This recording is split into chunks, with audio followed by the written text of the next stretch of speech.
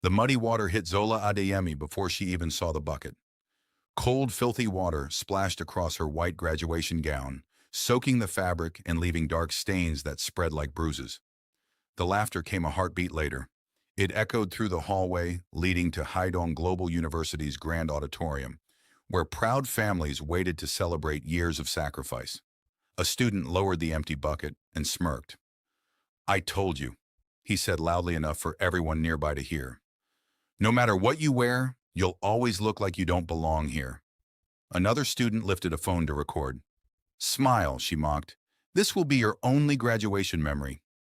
The group burst into laughter as Zola stood frozen, water dripping from her sleeves onto the polished floor. Her graduation cap slipped slightly over her eyes, but she didn't move to fix it. Instead, she looked toward the auditorium doors, where cheerful applause drifted through the walls. For a moment, she considered turning around. If she walked away now, no one would stop her. No one was waiting inside. No mother, no father, no family holding flowers or balloons. Just an empty seat with her name printed beneath it. Professor Han Soo-jin rushed down the hallway after hearing the commotion. Her face hardened the moment she saw the soaked gown. "What happened here?" she demanded. No one answered. The students simply walked away, still laughing. Professor Han reached for Zola's arm. "Come with me. We can find another gown." Zola looked down at the muddy stains before quietly shaking her head. "If I hide this," she whispered, "then they get to pretend they never did it." Professor Han's eyes filled with sadness. "They don't deserve to steal today from you." Zola took one slow breath. "Neither do I." She lifted her chin and walked toward the auditorium, each wet footprint marking the path behind her. If you've ever seen someone judge before anyone knew their story, stay with this one. And if stories about courage, justice, and second chances inspire you, don't forget to subscribe because this journey is only beginning. The applause grew louder as Zola stepped inside the massive hall. Hundreds of graduates dressed in spotless gowns filled the rows. Parents waved excitedly from the audience. Cameras flashed, and bouquets of flowers brightened every corner of the room. Then the whispers started. "Look at her. Did she fall into a puddle? I heard someone finally taught her a lesson." Dozens of heads turned. Some students covered their mouths to hide their laughter. Others didn't bother. Zola ignored every stare as she found her seat. She glanced toward the audience only once. Every graduate had someone. Every seat overflowed with love, except hers. The single empty chair waiting for her guests looked almost louder than the laughter surrounding her. She slowly reached into her pocket and unfolded a faded blue handkerchief embroidered with delicate white thread. The stitching had begun to fray, but one sentence remained perfectly clear. "Never bow to people who haven't earned your tears." It was the last gift her mother had placed in her hands before illness stole her forever. Zola closed her fingers around the cloth. "I'm trying, Mom," she whispered. 3 years earlier, she had arrived in South Korea with one suitcase, a scholarship letter, and a promise to honor her parents' dreams. Back home in Nigeria, everyone in her neighborhood celebrated when she became the first student to earn a full scholarship to one of Korea's most prestigious universities. Her father had cried. Her mother had laughed and insisted they frame the acceptance letter. Neither lived long enough to see her board the plane. A terrible road accident took her father first. Her mother passed away months later after complications from her illness, leaving Zola completely alone just weeks before her departure. Many people told her to give up. "You can't survive in another country by yourself. You'll come back within a month. You've already suffered enough." But Zola remembered her mother's final words. "Finish what you started." So she went. Seoul was beautiful. It was also lonely. She barely spoke Korean during her first semester. She struggled to understand lectures. She worked before sunrise cleaning classrooms to cover living expenses not included in her scholarship. After classes, she washed dishes in a tiny restaurant until late at night. She slept 4 hours if she was lucky. Still, she refused to complain. When classmates struggled with assignments, she helped them. When someone lost their notes before an exam, she shared hers. When another international student couldn't afford lunch, she quietly paid without telling anyone. Professor Han noticed everything. "You carry yourself like someone twice your age," she once told Zola. "I've had to," Zola replied with a gentle smile. By the end of her first semester, something unexpected happened. She ranked first in the faculty. The announcement lasted less than a minute. The consequences lasted years. Seo Minjai, the student council president and son of one of the university's largest donors, stared at the rankings in disbelief. He had been expected to graduate as the university's top student since his first year. Instead, an orphan from Nigeria had surpassed him. His friends tried to comfort him. "It must be a mistake." Minjai folded the results and forced a smile. "No," he said quietly. "Mistakes can be corrected." The rumors began the following week. No foreign student could score that high. Maybe the professors pity her. "I heard she gets private tutoring from the faculty." Every lie spread faster than the truth. Soon, anonymous posts appeared on student forums accusing Zola of cheating. Someone edited photos to make it appear she met professors secretly after hours. The comments became cruel. "She bought her grades. She doesn't belong here. Send her home." At first, Zola ignored them. Then the whispers became voices. Then the voices became actions. Books disappeared from her desk. Her locker was covered with hateful messages. Class projects mysteriously vanished hours before presentations. Every time she overcame one obstacle, another appeared. Yet every exam ended the same way. She scored near the top, and every high score made someone hate her even more. Unknown to Zola, those whispers were about to become something far more dangerous. The danger revealed itself 2 weeks after the rumors reached every corner of campus. Zola arrived early for her advanced engineering presentation, only to find her laptop bag unzipped and the flash drive containing months of research missing. Her heart dropped. She searched every pocket, every folder, every corner of her desk. Nothing. The classroom slowly filled with students. Minjay leaned back in his chair, pretending to be surprised. "What's wrong?" he asked with a smile. "Did all that genius suddenly disappear?" Laughter rippled across the room. Professor Han entered moments later. "Presentations begin now." Zola swallowed hard. "My files were stolen." Professor Han frowned. "Can you prove it?" Zola looked around the room. Every face avoided hers except one or two students who seemed uncomfortable but too afraid to speak. "No," she admitted quietly. "Then present what you remember." The projector remained blank as she walked to the front of the class. Every eye followed her. Instead of panicking, she closed her eyes for a moment. Then she began. For nearly 20 minutes, she explained every calculation, every experiment, and every conclusion from memory. She answered difficult questions without hesitation and even corrected an error in the textbook that several students had overlooked. When she finished, the room was silent. Professor Han slowly smiled. "Outstanding." The class applauded politely. Only Minjai remained seated. As students filed out, he stopped beside her desk. "You keep surviving," he muttered. "I worked hard." "No," he replied coldly. "You keep making people compare us. That's the problem." From that day forward, the attacks became personal. Someone poured black ink over her textbooks in the library. Another student accidentally tripped her in the cafeteria, sending her lunch crashing onto the floor. No one helped her clean it. Instead, several phones came out to record. One video was uploaded with the caption, "The scholarship girl falls again." Within hours, it spread across campus. That night, while scrubbing dishes at the restaurant where she worked, Zola finally allowed herself to cry. The restaurant owner, an elderly woman named Mrs. Park, quietly placed a bowl of hot soup beside her. "You've barely eaten." "I'm not hungry." Mrs. Park sat across from her. "My husband used to say that people attack light because darkness can't compete with it." Zola managed a weak smile. "I wish your husband had gone to my university." Mrs. Park chuckled softly. "He would have frightened those children." The old woman's kindness became one of the few bright moments in Zola's exhausting routine. Every morning she cleaned classrooms before sunrise. Every afternoon she attended lectures. Every evening she worked until nearly midnight. She survived on determination more than sleep. One rainy evening, as she finished mopping a lecture hall, she noticed someone standing outside the door. A young man in a dark coat watched silently before walking away without saying a word. She assumed he was another student. She never imagined he was Kang Ji-hoon, the university owner's son. Ji-hoon had recently returned to Korea after completing graduate studies overseas. Unlike most people on campus, he wasn't interested in student politics. He was helping his father review university operations before eventually joining the school's leadership.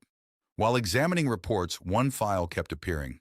Student complaints every month, always against the same person, Zola Adeyemi. Cheating allegations, academic misconduct, improper relationships with professors, yet none of the investigations had ever produced evidence. Strange, Ji-hoon murmured. He requested her academic records. The numbers surprised him. She consistently ranked among the highest students despite repeated disciplinary complaints. That didn't make sense. Either she was incredibly talented or someone desperately wanted her gone. Meanwhile, Min-jae grew increasingly desperate.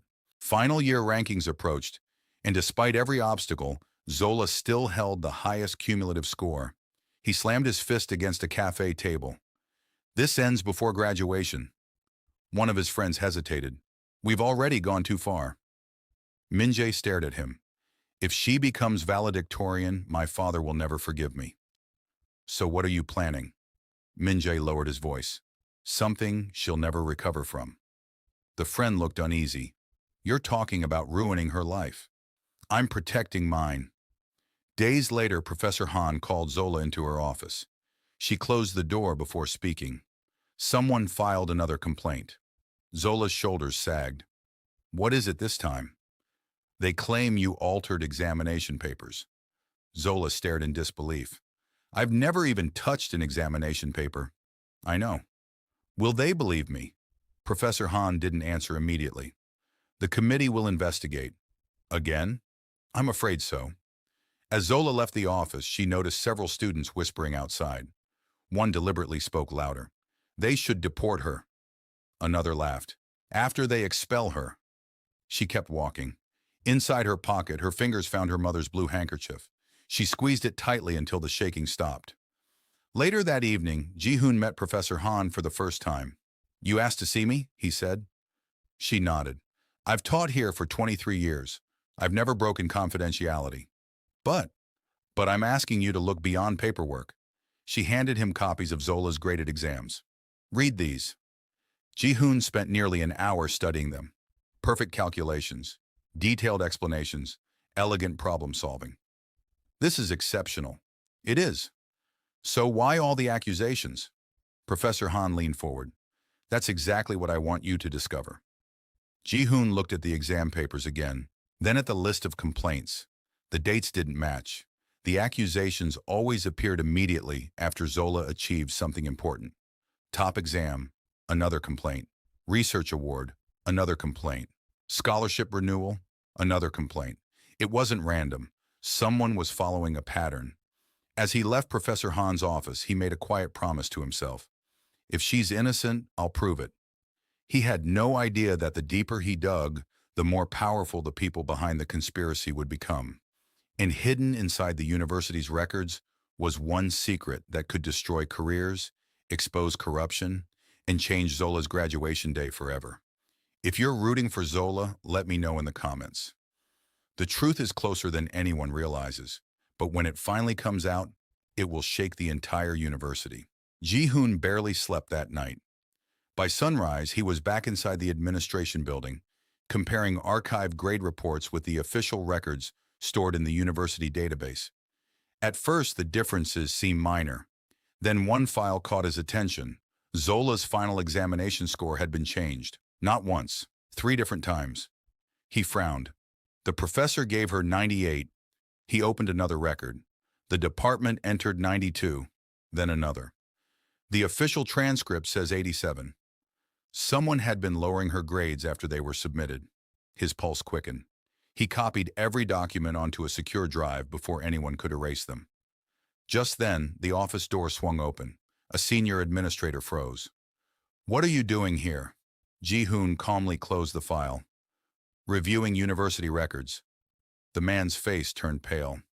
"You should have informed us first." I didn't realize honesty required an appointment. Without another word, Ji-hoon walked away.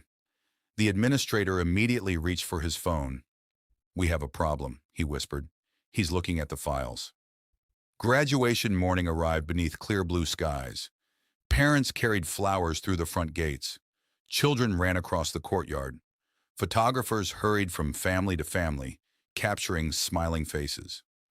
Only one graduate walked onto campus, completely alone. Zola paused beneath the university's stone entrance and looked at the banner that read, "Congratulations, class of today." She smiled sadly. "I wish you were here, Mom." She touched the blue handkerchief in her pocket before walking toward the auditorium. She never saw Minjai and three classmates waiting behind the building. "There she is," one of them said. Minjai lifted a bucket filled with dirty mop water. "For the valedictorian," he sneered.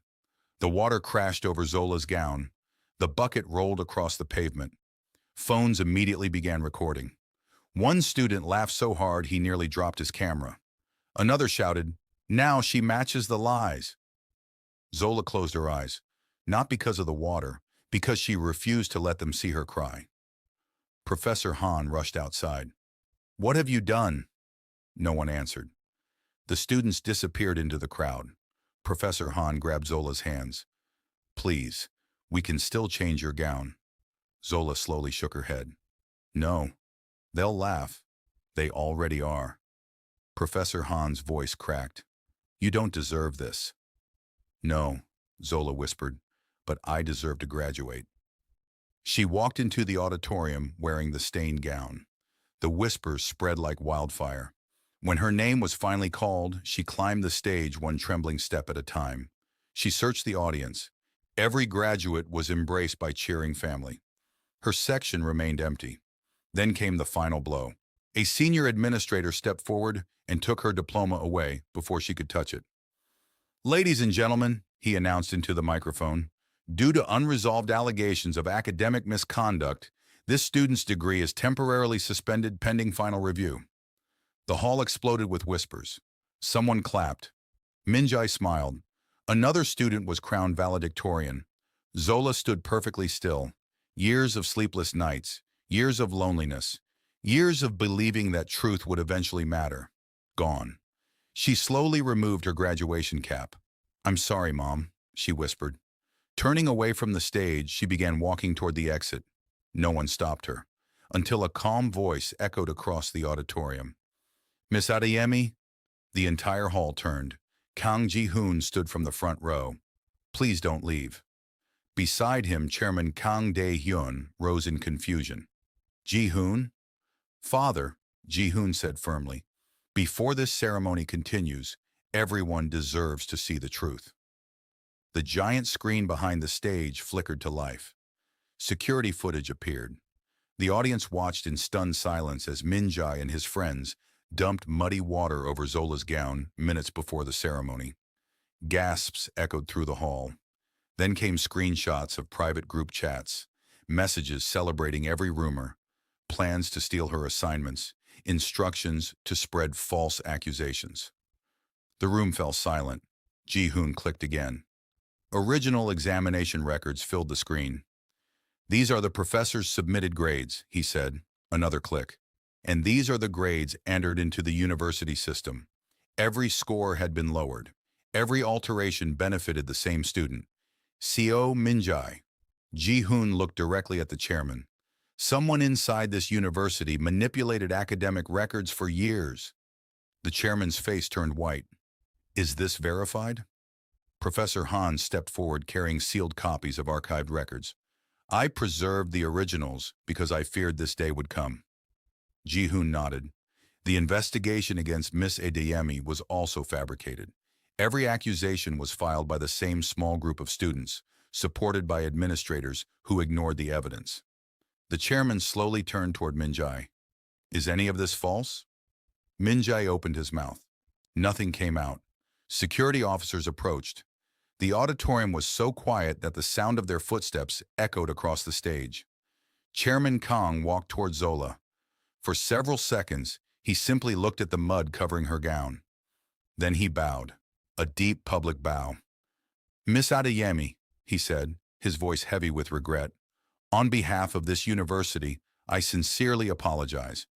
We failed to protect an innocent student. Many in the audience lowered their heads in shame.